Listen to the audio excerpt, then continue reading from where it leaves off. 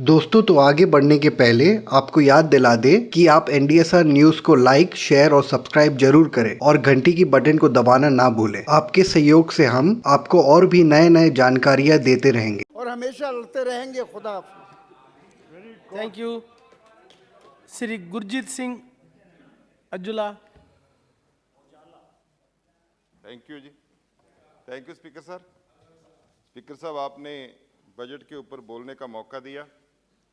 जब सीतारमण जी मानजोग बजट पेश कर रहे थे तो एक जादुई आंकड़े थे जो देखने के लिए बहुत अच्छे लगते हैं, जब धरातल पे उतरेंगे तो उनका कोई असर और तरह का रहता है। क्योंकि जब बजट पेश होना है तो सबसे ज़्यादा हमारा ध्यान जो नौजवान पीढ़ी है जिसने देश को आगे लेके जाना है उसके ऊपर होना चाहिए। लेकिन इसके साथ साथ कल जब प्राइम मिनिस्टर जी बोल रहे थे तो उनका तो बड़ा दिल होना चाहिए। बड़ी बात, बड़ा दिल, इससे ज़्यादा तो कोई उपाधि नहीं है। प्राइम मिनिस्टर सबसे ऊपर रहते हैं। तो मैं उनके ऊपर एक बात कहना चाहता हूँ। एक शेर है, दिल बदला हवा बदली निज़ामे ज़िंदगी बदला। दिल भी बदल गया प्राइम मिनिस्टर साहब। हवा गुजरात से दिल्ली आ गई, दिल्ली से अमेरिका चले गई। निज़ामे ज़िंदगी बदला। 12-12 लाख का सूट, 800 करोड़ का जहाज पे सफ़र कर रहे हैं। सुकून मिलता जहां दिल को, न तक ना वो मुकाम आया। अब इसके आगे आप क्या चाहिए आपको? आपने कहा कल के हमें विपक्ष जो है वो गाली देता है। प्राइम मिनिस्टर साहब, विपक्ष नहीं, आपको कोई आदमी भी गाली नहीं दे सकता। आप हमारे भी प्राइम मिनिस्टर हैं। कोई आदमी हिम्मत नहीं कर सकता आपके अगेंस्ट बोलने की। आप हमारे भी प्राइम मिनिस्टर हैं। लेकिन आलोचना तो सुननी पड़ेगी।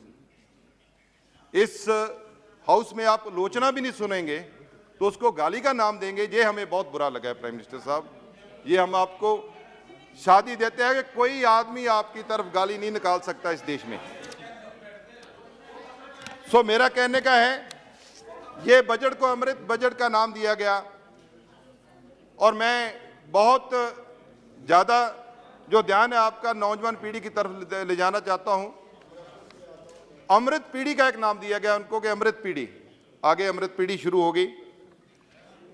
अमृत पीढ़ी जिसमें बेरोजगारी की दर जो है वो बताई गई है 18-19 और 20-21 का। 18-19 में 5%, 8% थी और 20-21 में 4.2% थी। लेकिन जो CMI centre monitoring of India है उसके मुताबिक 21-22 की जो बेरोजगारी दर है 7.1% है। और ये मान के चलिए कि ये सबसे ज़्यादा नौजवान बेरोजगार है। वो बेरोजगार नौजवान का शोषण हो रहा है। जब पेपर दिए जाते हैं कहीं पेपर लीक हो रहा है। ये 1,000 पोस्ट निकलती है तो 10-10 लाख लोग उसको अप्लाई करते हैं। 50-50 लाख राजस्थान हो, बिहार हो, कहीं भी हो। आप इसकी चिंता मत कीजिए, मैं देश की बात कर रहा हूं। लेकिन जॉब तो मिलनी दूर की बात है, कहीं मिल भी जाती है तो उसके बाद वो कैंसिल हो जाता है। तो कम से कम आप स्टेट की बात मत कीजिए, आप यूनियन गवर्नमेंट हैं, आप कोई ऐसा मैकेनिज्म डेवलप कीजिए कि ये बात देश के नौजवानों के साथ खिलवाड़ ना हो। अब देश का नौजवान सुबह से लेकर दोपहर तक वर्जिश करता था।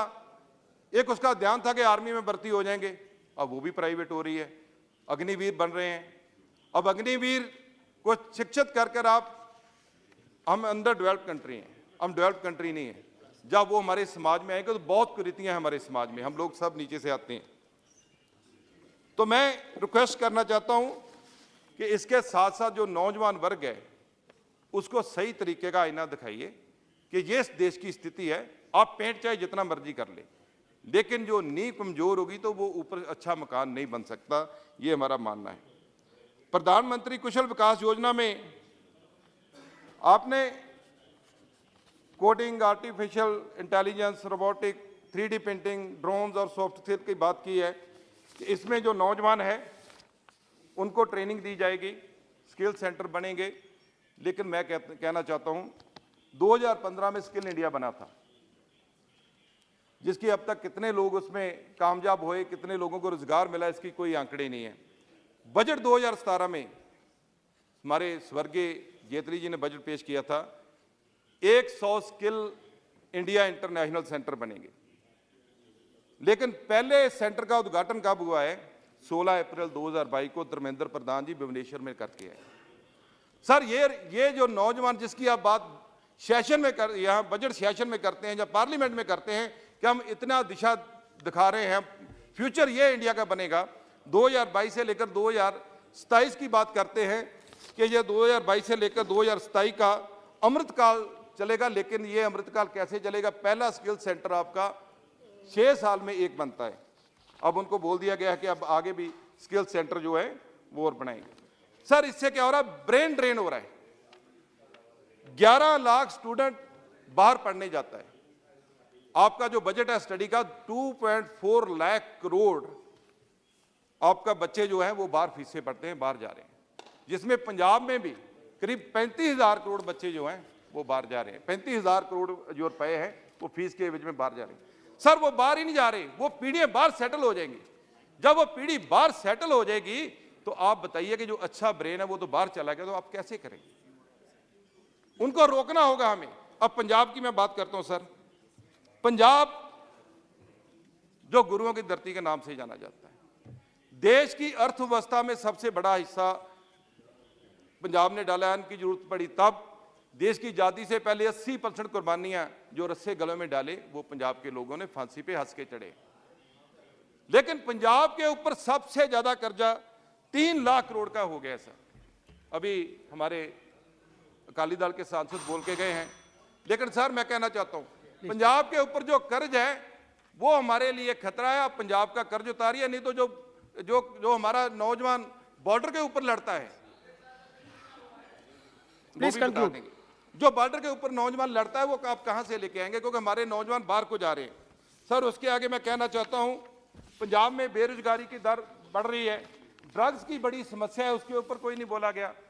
इंडस्ट्री की आप बात कर रहे हो, सारे देश में इंडस्ट्री आ रही है, लेकिन पंजाब में कोई भी इंडस्ट्री नहीं आ रही। आपने SEZ हिमाचल में दे दिया है, SEZ जम्मू में दे दिया, हमारी जो इंडस्ट्री वो भी वहां चले गई है। पंजाब को SEZ की कोई जरूरत नहीं है क्या?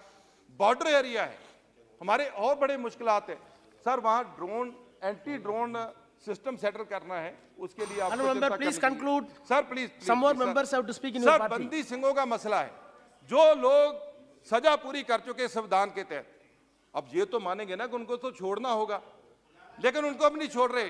Sir Davinder Singh Bhullar sir please, उसकी सेहत खराब है, ऐसे लोगों को तो छोड़िए सर। उसके अलावा काम क्या हो रहा है? बाबा राम रहीम को छोड़ा जा रहा है सर।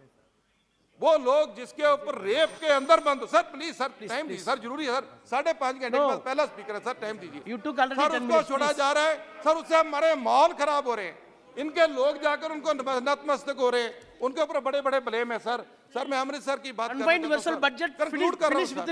सर, एम्स में सर उससे क्या, उसमें हमारी आर्मी लगती है, उसको कंट्रोल करना पड़ता है, हमारे पैसे यूज होते हैं, वो भी हमारे बजट का ही सिस्टम है सर। बॉर्डर एरिया है, एम चाहिए। दरिया पार एक भी अच्छा हॉस्पिटल नहीं है, ना अमृतसर, गुरदासपुर, तरनतारन, पठानकोट, गुरदासपुर तक सर एम्स हॉस्पिटल चाहिए। स्पोर्ट्स सेंटर, सबसे ज्यादा स्पोर्ट्समैन अमृतसर से पैदा हुए हैं सर। सर एयरपोर्ट, कनाडा की फ्लाइट मांगते हुए हमें कितना समय हो गया है, तो टोरंटो के लिए डायरेक्ट फ्लाइट हो, लेकिन वो भी नहीं सर हुई। सर ये बातें तो होनी चाहिए सर। ये स्मार्ट सिटी चाहिए sir. Sir please sir, G20 हो रहा है, एक पैसा भी नहीं है सर उसके लिए दिया गया स्मार्ट सिटी के लिए। सर रेलवे का आपने अपने रखा है, रीगो ब्रिज है, रीगो ब्रिज बनने वाला है सर, उसकी ट्रैफिक की समस्या सारी बहुत परेशानी है हमारे अमृतसर को, उसका भी नहीं कुछ हो रहा सर। हमारा कहना, हमारी बेनती इतनी है, अमृतसर जो बॉर्डर डिस्ट्रिक्ट है, पंजाब से ज्यादा बॉर्डर पाकिस्तान से लगता है, इसको एक अच्छा SEZ दीजिए। जो कर्ज है वो हमारा माफ कीजिए, चंडीगढ़ पंजाब को दीजिए, पानी के हमारे मसले हल कर दीजिए। पंजाब हमेशा देश के साथ खड़ा है। सुब्रायन, விநாச காலத்தை நெருங்கிக் கொண்டிருப்பவர்கள்